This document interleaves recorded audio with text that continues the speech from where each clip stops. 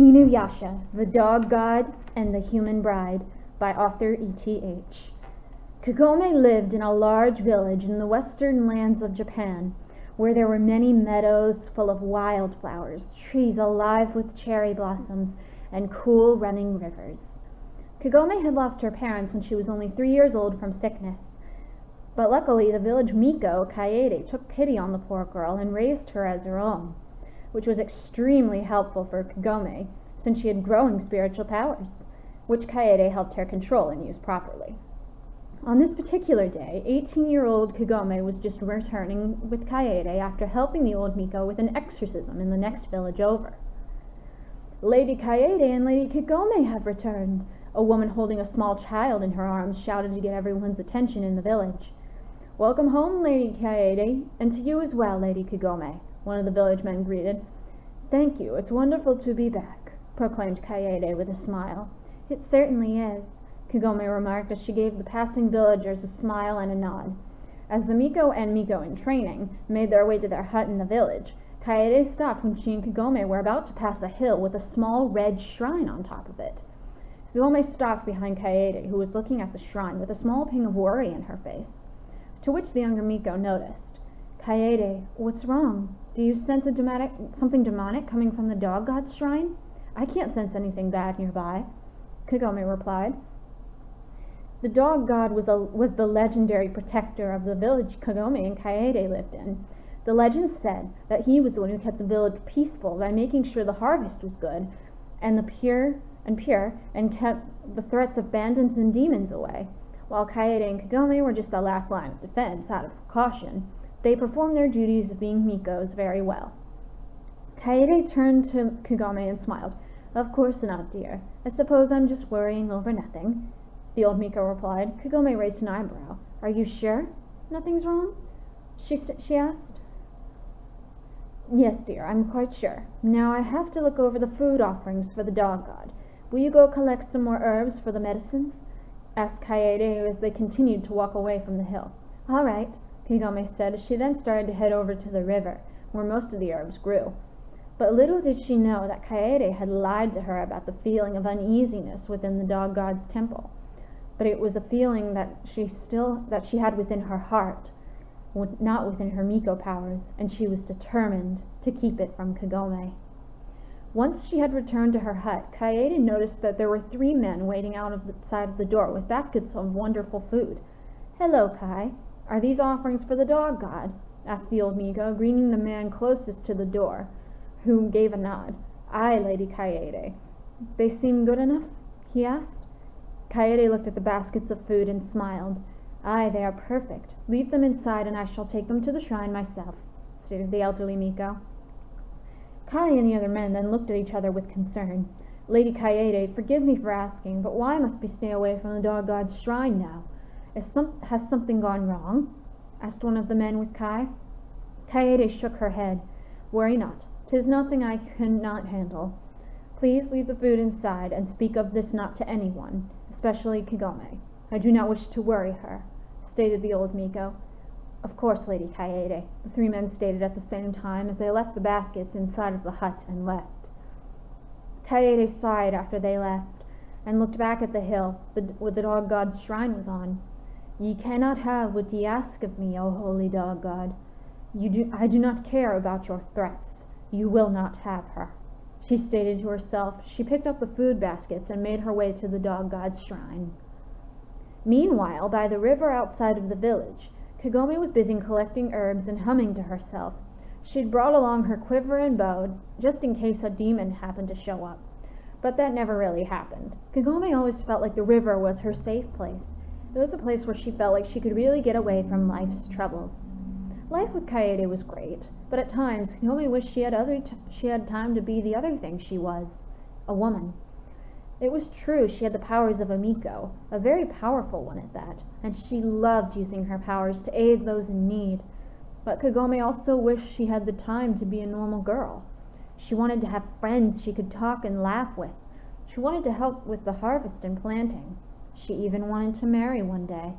But Kaede had always put her foot down and said that Kagome didn't have time for any of those things, and she especially had no need to get married, saying she loved the younger Miko as if she were her own child, and that was all she needed when it came to love. However, this didn't stop Kagome from dreaming of finding love. Every day, the young Miko would dream of falling in love with a handsome young man, and together they would take on the world, raise their children, and be there for each other, as their love lasted forever. But Kagome knew this life she wanted only would be possible in dreams. Kaede was in charge of every day of her life because of that. Why does she still treat me like a child? I mean, I have so many hopes for life, but Kaede always tells me that my destiny is to be a Miko and nothing else. I guess that's fine. I love helping people, but what about me? Is it wrong to do something for myself? Kagome asked, but then she sighed. No, I can't think like this. It's selfish. Come on, Kagome, get it together, the young Miko said out loud, scolding herself as she quickly gathered up her herb-filled basket and got back up and started to walk back to her village, only to stop dead in her tracks at the horrifying sight before her. The village was being attacked by an army of monstrous demons. Oh my gosh, Kaede, the villagers! Kagome exclaimed as she took out her bow from her quiver and was about to start running when she suddenly saw a young man jump in front of her, blocking her path. The young Miko stopped dead in her tracks. A demon aura? No, this is the aura of a half-demon, Kagome thought to herself. The half-demon looked up and Kagome gasped. This man, half-demon, was very handsome. He was tall, barefooted, wore red pants. He had sharp claws. He had a six-pack on his shirtless chest. He had fair tan skin, long thick white hair, white bangs, and his last features left Kagome speechless. He had 2 white dog ears on the top of his head, which she badly wanted to pet for some reason. And finally, he had the most beautiful pair of golden eyes that stared deep into Kagome's light chocolate brown ones.